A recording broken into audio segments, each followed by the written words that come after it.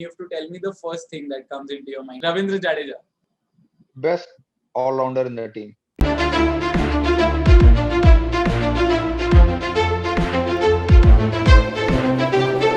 Hello and welcome to episode 18 of All Things Cricket by the 12th Man.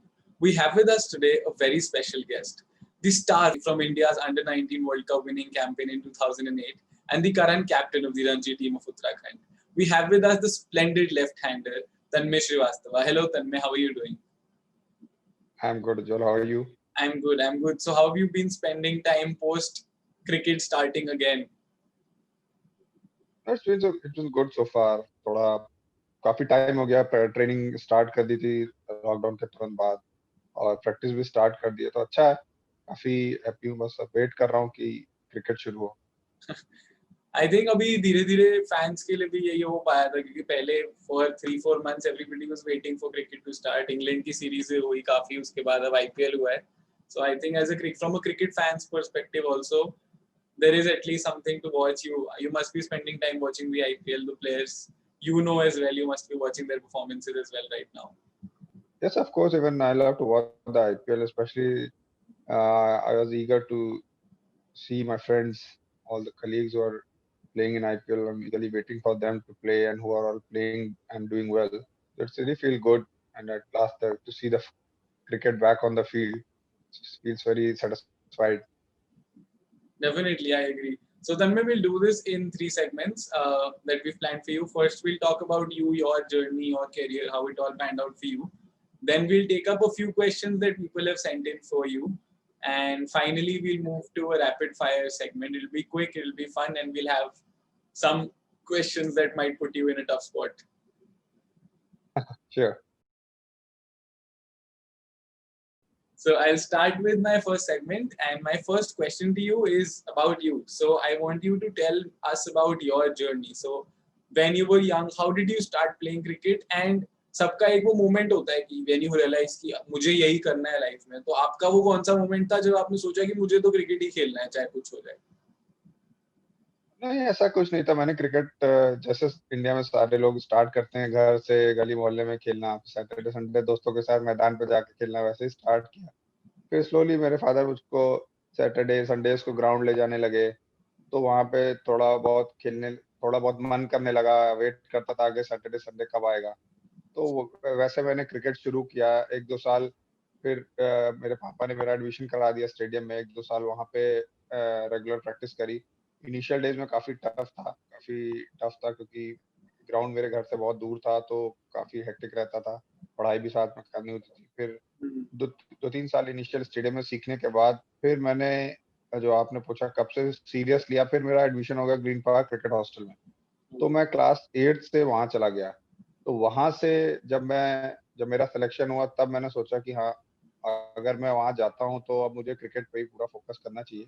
और तब से मैंने थोड़ा ये मतलब माइंड में हो गया था कि मुझे नहीं पता था कि मैं खेलूंगा, स्टेट नहीं खेलूंगा, क्या होगा आगे. बट ये था कि वहाँ जा रहा हूँ तो अपना एफर्ट देना है, 100% क्रिकेट पे ध्यान लगाना है और कोशिश करनी है कि वहाँ क्रिकेट सीखूं वहाँ पे. राइट. और मतलब वो आगे बढ़ता रहता है. सो जैसे थोड़ा सा उल्टा लगा मेरे को, सच बोलो तो सब बोलते हैं कि सोच लिया ये करना है, उसके बाद सिलेक्शन हुआ. आपने सिलेक्शन हुआ, उसके बाद आपने सोचा कि यही करना है मुझे. मेरा नेक्स्ट क्वेश्चन भी यही है आपसे कि इतना आपने हार्डवर्क करा, तो आप जैसे बता रहे हो आपने स्टेडियम में खेलना चालू किया, उसके बाद सिलेक्शन के बाद आपने डिसाइड किया कि खेलना है, तब ये सोचा नहीं था स्टेट खेलना है.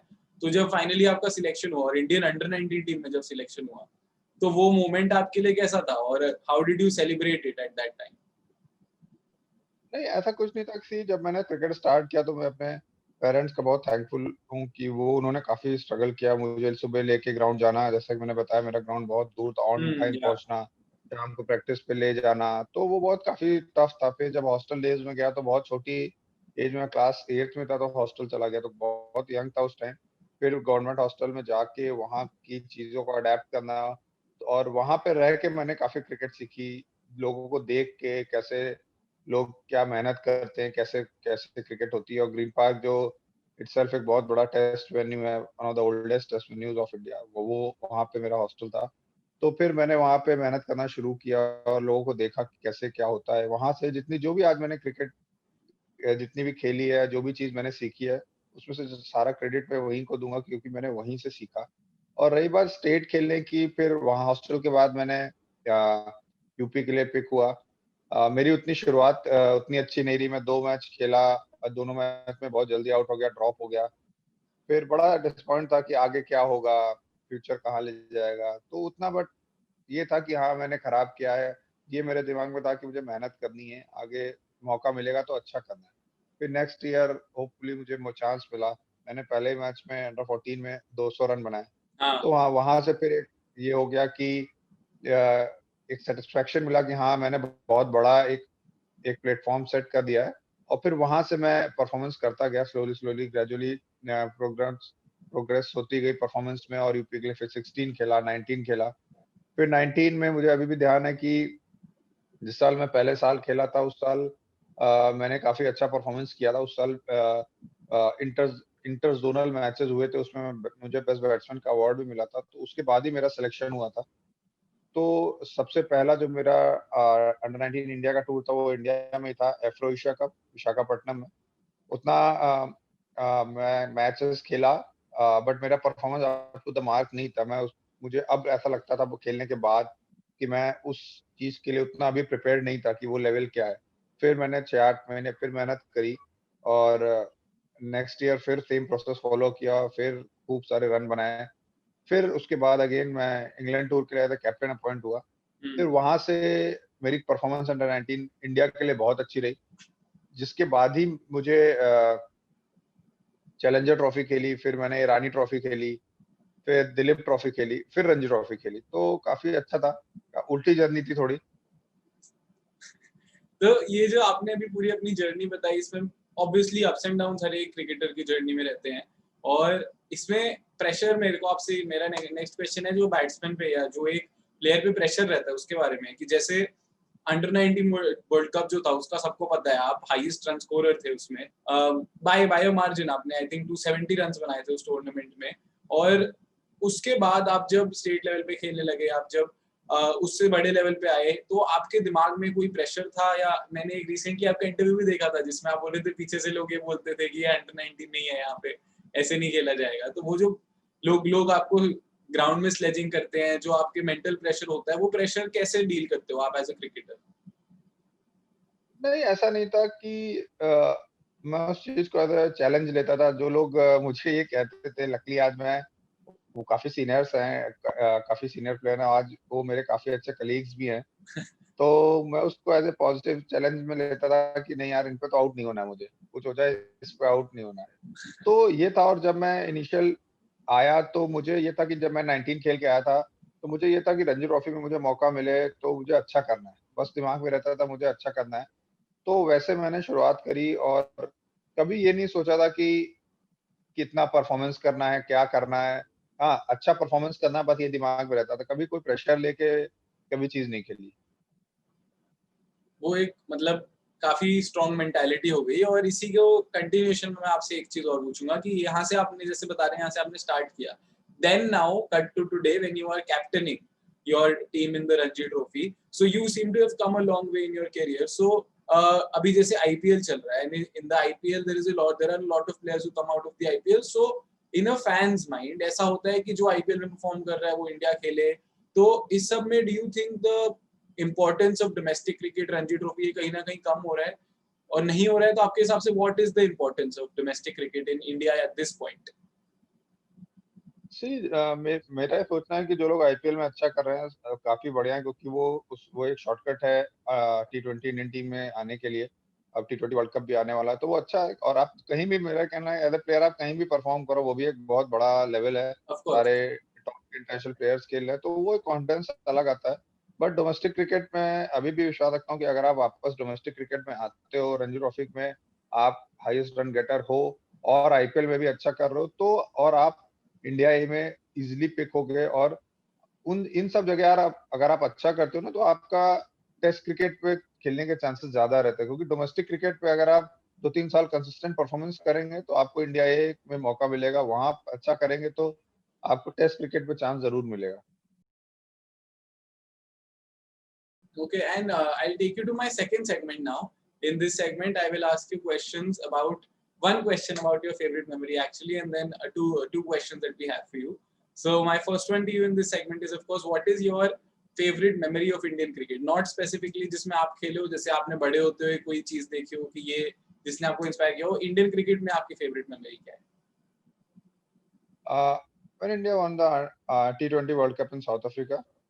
2007, okay. वो And now I'll move to questions that we have for you. There are two questions that we actually received for you. So the first one is from Raghav. So he's saying कि World Cup winning campaign में आपकी favorite memory क्या थी?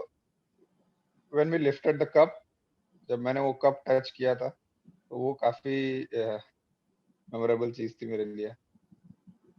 Okay, and second question we have from Rajat. It's about you have played 3 matches in the IPL for Kings XI Punjab.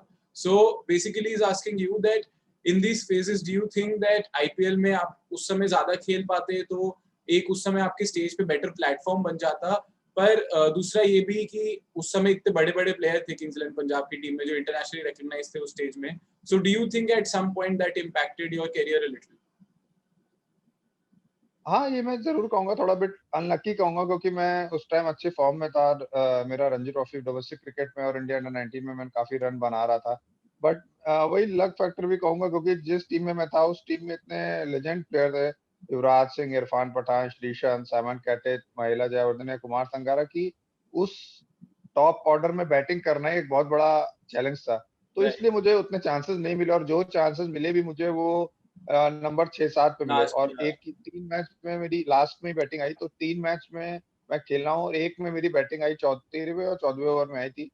But नहीं तो last over में 2 बार batting आई. तो मैं थोड़ा अनलकी भी कहूंगा अपने आप को, थोड़ा अनलकी था. हाँ, ये जरूर है कि अगर मुझे कंसिस्टेंट मौके मिलते थोड़ा टॉप ऑर्डर में, तो हो सकता है कि लाइफ कहीं और होती और कैरियर में भी काफी फर्क पड़ता उससे.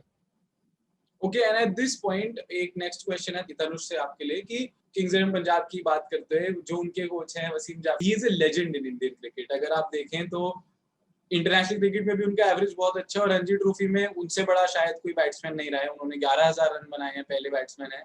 और उस सब के बाद भी कहीं ना कहीं ये हमेशा रहा है कि क्योंकि गौतम गंभीर, सचिन तेंदुलकर, वीरेंद्र सहवाग ये सब ओपनिंग बैट्समैन सेट थे, कहीं ना कहीं he also got very few opportunities to play for the international team.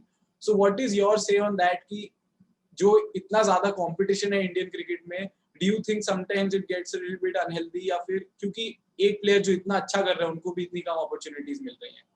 कि वसीम जाफर बहुत बड़े प्लेयर हैं. मैं तो उनको लेजेंड में गिनता हूँ कि इतने कंसिस्टेंसी के साथ इतने लॉन्ग टाइम के लिए डोमेस्टिक क्रिकेट में परफॉर्म करना आसान नहीं है. डोमेस्टिक क्रिकेट बहुत टफ है. आप ऊपर से आके जब आप नीचे खेलो तो इतना आसान नहीं होता. और उन्होंने कंसिस्टेंट इतने टाइम तक कंसिस्टेंट रन बनाना, वो बहुत बड़ी चीज है. Exactly. और अगर मैं उनकी बात करूं तो इंडिया खेलने के लिए आपको सारे स्टार्स आपके फेवर में होने चाहिए. और जब वो ओपनर थे तो वीरेंद्र सहवाग, सौरव गांगुली, सचिन, गौतम गंभीर, उस टाइम दिनेश कार्तिक ने भी बीच में वो टेस्ट में ओपन करी, तो बहुत सारे ऑप्शंस भी बहुत थे. तो मैं थोड़ा उनको अनलकी भी मानूंगा. बट जितना मैं उनके साथ खेला हूँ या मेरा उनके साथ इंटरेक्शन हुआ है, मैं उनको एक बहुत बढ़िया ह्यूमन बीइंग है, और वो कभी इस चीज से रिग्रेट नहीं करते. उनका बहुत सिंपल जवाब रहता है, अरे ऊपर वाले ने जितना दिया उतना ही लिखा था. तो इस कहीं ना कहीं उन्हें कभी इस चीज का कोई दुख नहीं है. बट वो ये जरूर कहते हैं कि मेरी जितनी कैपेबिलिटी थी मैंने उतना परफॉर्म किया. And that is a wonderful perspective to look at it. I think this is a very major takeaway from this episode for everybody, that अपना बेस्ट हमेशा देना जरूरी है, रिजल्ट की ओरिएंटेशन कम सोच के. And who else better than take it away from someone like Wasim Jafar? With that, I'll take you to my final fun segment, the rapid fire segment. The rules are the same. You have to say the first thing that comes into your mind. And my first question to you in this segment is that in your cricketing career, on or off the field, what is the funniest moment that you have come across?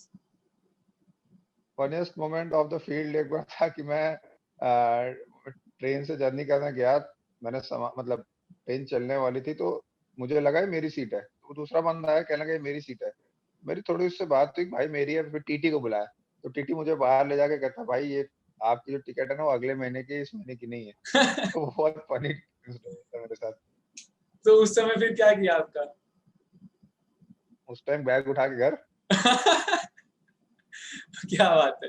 Okay, और अभी जो India की team है उसमें आपके favourite cricketer कौन है? कई सारे सच नहीं है, बट विराट को कहूंगा, क्योंकि उसने अपनी कंसिस्टेंसी जिस लेवल से मेंटेन करी है और इंस्पिरेशन है पूरे वर्ल्ड के लिए, इस टाइम तो Virat. Okay, perfect. And at this point, who do you think is the smartest cricketing brain?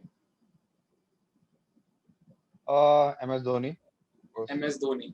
And the next one is, इसमें अपना नाम नहीं ले सकते हो आप क्योंकि वो of course आप अपने लिए कर ही सकते हो. But next question is, if you have to pick one batsman to bat for your life other than you, then who would you pick? Rohit Sharma. Rohit Sharma. And अगर आप अपनी एक ड्रीम टीम बनाओ अभी, overall all time dream team बनाओ, तो उसका captain आप किसको बनाओगे? MS Dhoni. MS Dhoni, perfect. और एज अ क्रिकेटर आपके करियर पे बिगेस्ट इन्फ्लुएंस किसका रहा है? मेरी फैमिली का। फैमिली का, okay. And if you had to pick one cricketer जो आपके रोल मॉडल रहे हैं? Brian Lara. Brian Lara, perfect. And next segment is about the ongoing IPL. So you just have to tell your opinion on the things that have been going on. So सबसे पहले अभी तक obviously orange cap KL Rahul के पास है और बहुत सारी अच्छी इनिंग्स उन्होंने भी करी हैं और मयंक अग्रवाल ने करी है, संजू सैम नाम लेने लगे तो बहुत टाइम लग जाएगा, बट इतनी सारी अच्छी इनिंग्स आई है इस आईपीएल में. तो आपके हिसाब से अभी तक overall, not just according to the run score, जो पोटेंशियल दिखाया उस हिसाब से बेस्ट बैट्समैन कौन चल रहा है? जिससे अगर आप रन्स की बात करें तो केएल राहुल सबसे ज्यादा रन बना के ऑरेंज कैप होल्डर है, बट मुझे अभी भी लग रहा है कि जितनी लीड केएल राहुल ने ले रखी है और भी उसकी टीम के आधे मैच बाकी है, तो मुझे लग रहा है कि may be KL Rahul he orange cap holder रहेंगे इस सीजन के, क्योंकि अब विकेट्स जैसे देख रहे हैं थोड़े टफ होते जा रहे हैं. या ओके, और जो बेस्ट बॉलर हैं अभी वो रबाडा चल रहे हैं, वो तो काफी मार्जिन से विकेट्स में बहुत आगे है, but again according to bowling में ये भी है, कोई डेथ बॉलर्स भी बहुत अच्छे हैं. तो आपके हिसाब से बेस्ट बॉलर कौन चल रहा है इस समय? नहीं, मुझे तो मैं रबाडा हो गए, नॉर्जे हो गए और जोफ्रा आर्चर हो गए, मैं इन्हीं लोग को आजकल तो हर आदमी इन्हीं लोग को देख रहा है कि जिस कंसिस्टेंसी के साथ ये लोग बॉलिंग कर रहे हैं. हाँ. तो और जिस हिसाब से रबाडा ने लीड ले रखी है, मुझे लगता है कि लास्ट 30 या 32 टी20 मैचेस में वो विकेटलेस कोई भी मैच विनिंग है. हाँ, कल भी तो उन्होंने मेरे ख्याल से लास्ट जैसी 2 बॉल में एक ले कर रहे लिया. हैं वही, तो कल लग रहा था कि उनको विकेट नहीं मिलेगा, बट लास्ट में उन्होंने लिया, तो मुझे लगता है कि वही पर्पल कैप होल्डर रहेंगे. राइट. और एक और चीज इसमें मैं ऐड करना चाहूंगा कि जैसे नोटिया की आपने बात करी, उन्होंने कल 156 की बॉल स्पीड पे बॉलिंग डाली है और कंसिस्टेंटली 153 से 155 की रेंज में डाली है. तो जो पेस बढ़ रहा है एज अ बैट्समैन इनको फेस करने में, अगर आप जब बैट्समैन की तरह फेस करते हैं किसी बॉलर को 150, 153, 155 जब पेस जाता है, कुछ मेंटली अफेक्ट करता है क्या वो बैट्समैन को? हाँ, ज़रूर थोड़ा तो करता ही होगा, क्योंकि देखिए मैं टू बी ऑनेस्ट मैंने कभी इतनी पेस खेली नहीं। तो जो लोग वहाँ खेल रहे हैं उनको कुछ ना कुछ थोड़ी तो प्रॉब्लम मुझे लगता है इनिशियली हुई होगी। नेट्स पे खेलने के बाद ही आप मैच में थोड़ा-सा कंफर्टेबल हो सकते हो। तो कहीं न कहीं स्टार्टिंग में थोड़ी प्रॉब्लम रही होगी।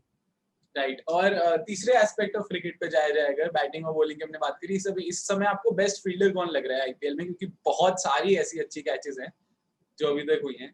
अब अगर आप मुझसे मेरी चॉइस पूछेंगे तो मैं मनीष पांडे की कहूँगा, कि मनीष, उनकी फील्डिंग हमेशा से बहुत अच्छी रही है।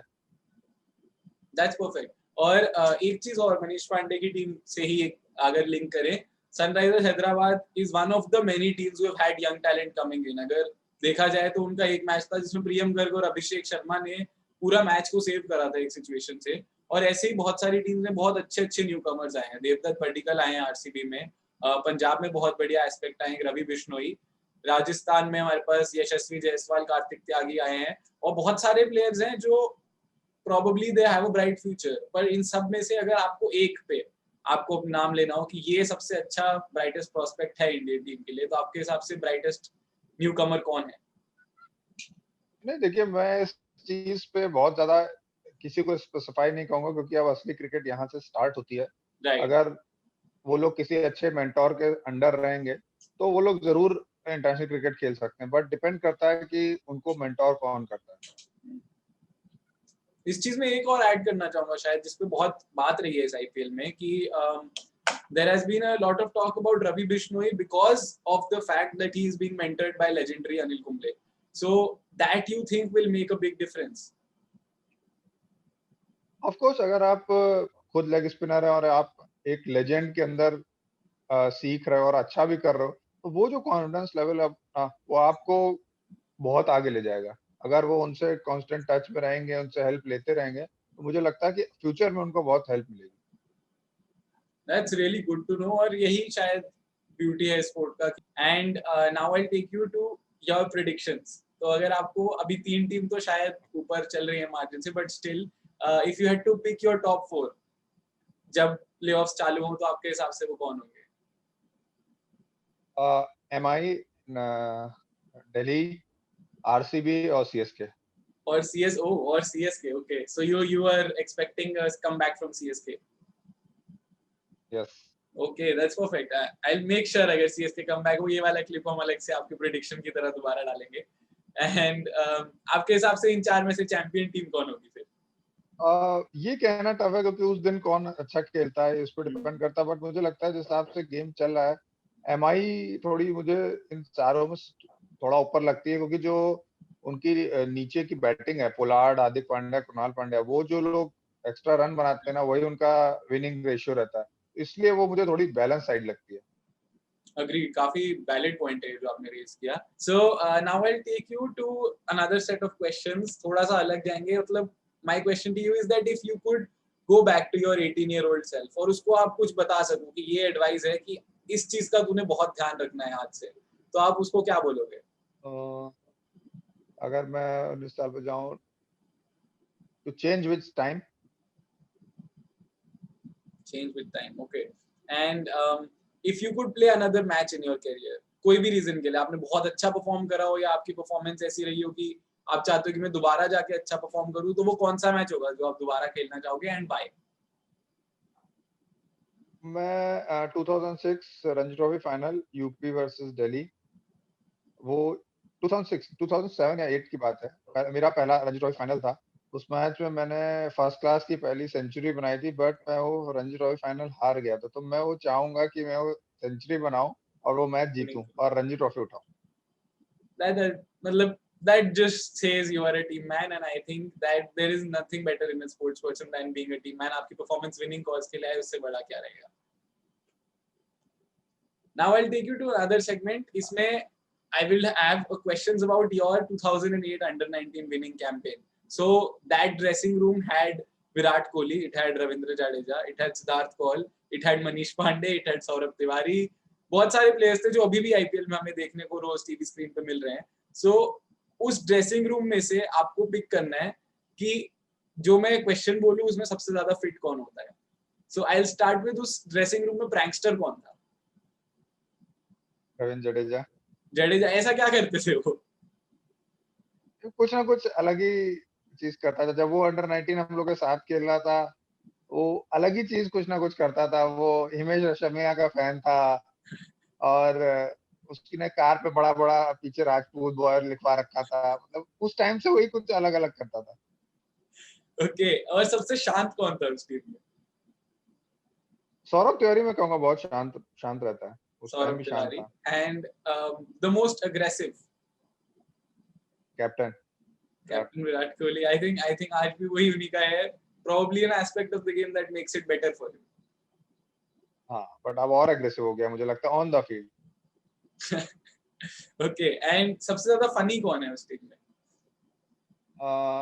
फनी की बात करूं तो मैं श्रीवत गोस्वामी, श्रीवत मनीष पांडे, ये गोस्वामी। लोग बहुत फनी है। ओके, और सबसे ज्यादा भुक्कड़, the biggest foodie in the team?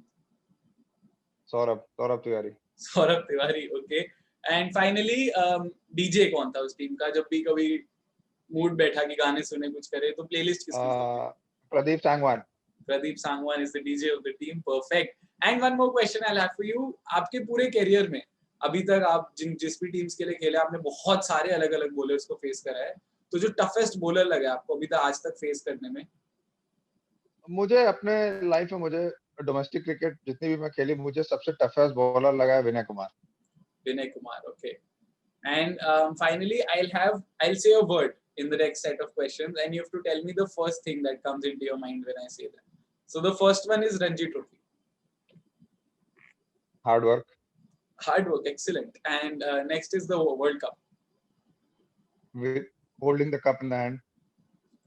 Precious moment. And Virat Kohli, Very aggressive captain. very aggressive captain. Then Ravindra Jadeja, Best all-rounder in the team. best all-rounder. And finally, the Indian Premier League. Good platform for youngster to play and play for the country. That's great. So one last question I have for you कि इतने साल आपने cricket खेला, आप बता रहे हो stadium में आपने जाना चालू किया था इतनी अर्ली, अंडर 19 में इतना अच्छा परफॉर्म किया, उसके बाद आपने रणजी टीम कैप्टन करी, आज भी आप रणजी ट्रॉफी में एक बहुत बड़े प्लेयर हैं. तो after all of these years आपके लिए बिगेस्ट या फिर आपके लिए क्रिकेट को अगर हम एक वर्ड में डालना चाहें, so what will be that one word that you will describe cricket with?